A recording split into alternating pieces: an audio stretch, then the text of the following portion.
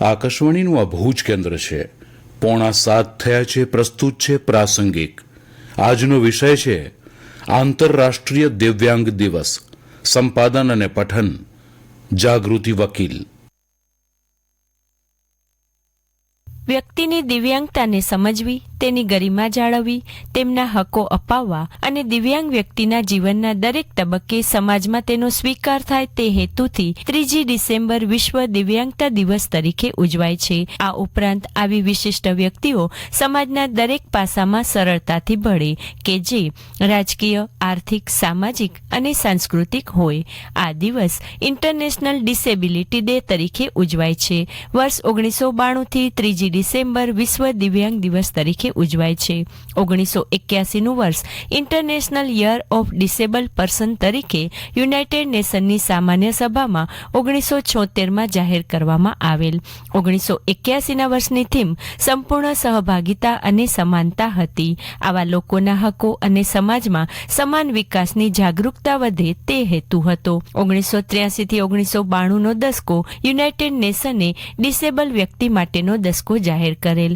આ વર્ષ 2024 માટેની દિવ્યાંગો માટેના આંતરરાષ્ટ્રીય દિવસની થીમ છે સમાવેશી અને સાતત્યપૂર્ણ ભવિષ્ય માટે દિવ્યાંગતા ધરાવતી વ્યક્તિઓના નેતૃત્વને સબળ કરવું. સમાજમાં રહેલ દિવ્યાંગ પ્રત્યે સંવેદના અને ઉત્સાહ ઉમંગથી તેમને આપણી જિંદગીમાં આવકારવાનો સંદેશો આપવા આ દિવસ સમગ્ર વિશ્વમાં ઉજવાય છે. આવી વ્યક્તિઓને દયા નહીં પણ સામાન્ય વ્યક્તિની જેમ જીવતા અને કામ કરતા શીખવે તેવી વિશેષ તાલીમ અને તકો આપવાની જરૂર છે. દિવ્યાંગો માટેનો કાયદો ઈસવીસન 1995માં ઘડાયો છે. સરકારના સમાજ સુરક્ષા ખાતા તરફથી અનેક યોજનાઓ વિકલાંગોને સહાય, શિક્ષણ અમલમાં છે તેની પૂરી જાણકારી આવા લોકો સુધી પહોંચાડવી જોઈએ. હવે તો પેરા ઓલિમ્પિક સ્પર્ધા દ્વારા વિશ્વ સ્તરે આવા વિશેષ લોકોને ખાસ પ્રોત્સાહન આપવામાં આવે છે અને તેમાં વિવિધ સ્પર્ધાઓમાં પોતાના શરીરની ક્ષતિઓને અવગણીને પોતાનું કૌવત બતાવતા દિવ્યાંગજનો દ્વારા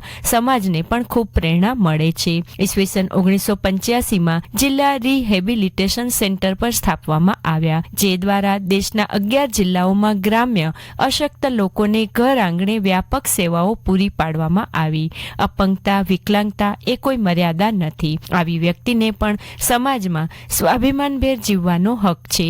દિવ્યાંગ હોવા છતાં વ્યક્તિ પોતાનામાં રહેલી સુષુપ્ત શક્તિ વડે સમાજમાં માનભેર જીવી શકે અને એ અંગે સમાજમાં જાગૃતિ આવે તે હેતુથી આ દિવસ ઉજવાય છે. કોઈ પણ શારીરિક ખોડખાપણ ધરાવતી વ્યક્તિઓને દયાભાવથી નહીં પરંતુ સમભાવથી જોવી જોઈએ. એ આ દિવસ ઉજવવા પાછળનો હેતુ છે. દિવ્યાંગતા એ કોઈ મર્યાદા નથી. જેમ દરેક ક્ષેત્રમાં વ્યક્તિઓ આગળ હોય છે તેમ આ વ્યક્તિઓ પણ કોઈને કોઈ ક્ષેત્રમાં આગળ હોય છે. કુદરતે માનવીઓને ઘડ્યા ત્યારે એવા કેટલાક લોકો કે જેમાં બધી જ ઇન્દ્રિયો વિકસિત ન થઈ શકી પરંતુ તેને સ્થાને બીજી ઇન્દ્રિયો વિકસિત હોય છે. વસ્તીના આશરે 15% વસ્તી આશરે ડિસેબિલિટી ધરાવે છે પરંતુ સમાજ આ બાબતથી હજુ પણ અજાણ છે. દિવ્યાંગ વ્યક્તિઓ પોતાની સમસ્યાનો સામનો કેવી રીતે કરે છે તે માટે યુનાઇટેડ નેશન અને WHOએ સાથે રહી એક મિશન શરૂ કર્યું જેમાં રાષ્ટ્રીય અને ગ્લોબલી દિવ્યાંગ વ્યક્તિઓને સારી જિંદગી કઈ રીતે પ્રાપ્ત થાય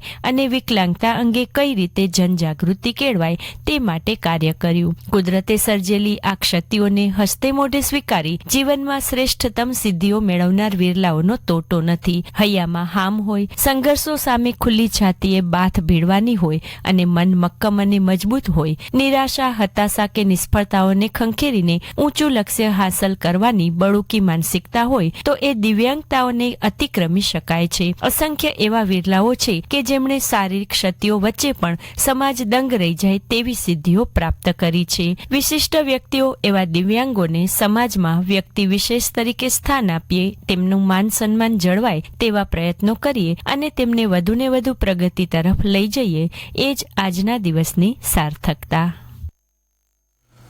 આંતરરાષ્ટ્રીય દિવ્યાંગ દિવસ એ વિશે હમણાં જ આપ પ્રાસંગિક સાંભળી રહ્યા હતા. સંપાદન અને પઠન જાગૃતિ વકીલ.